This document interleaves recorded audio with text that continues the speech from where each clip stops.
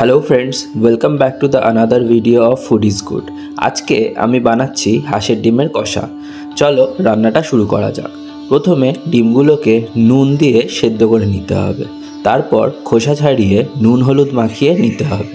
আর ডিমগুলোর গায়ে টুথপিক বা ছুরি দিয়ে একটু কেটে দিতে হবে যাতে মশলা ডিমের ভেতর ঢোকে। তারপর কড়াইতে তেল গরম করে তার মধ্যে ডিমগুলো ভেজে নিতে হবে।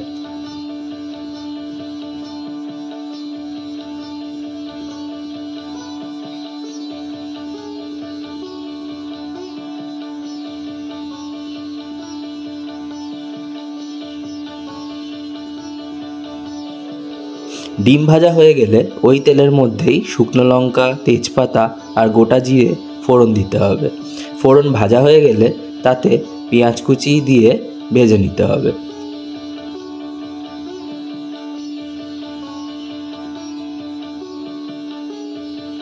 এরপর মিক্সি বলে কাঁচা লঙ্কা, পেঁয়াজ, টমেটো দিয়ে একটা পেস্ট বানিয়ে নিতে হবে। ওটা ভাজা পেঁয়াজের মধ্যে দিয়ে দিতে হবে।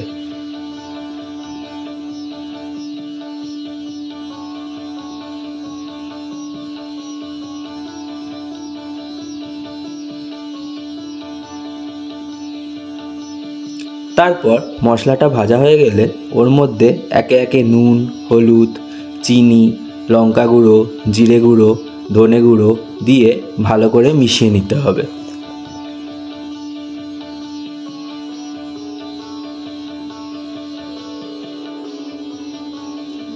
তারপর আদা রসুন বাটা দিয়ে দিতে হবে। তারপর মশলাটা ভালো করে কষানো হয়ে তেল ছেড়ে এলে তাতে অল্প জল দিয়ে মশলাটা ফুটিয়ে নিতে হবে।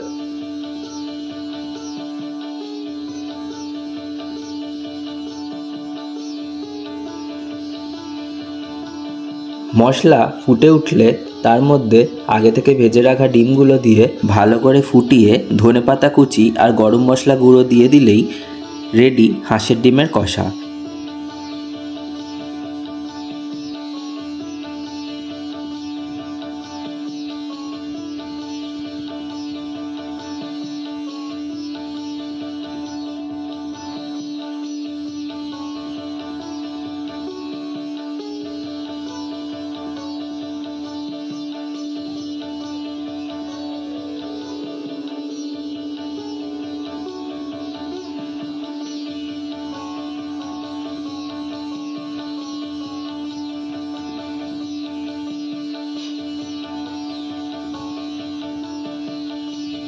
গরম ভাত, পরোটা, লুচি সব কিছুর সাথেই পরিবেশন করা যায় এই ডিম কষা।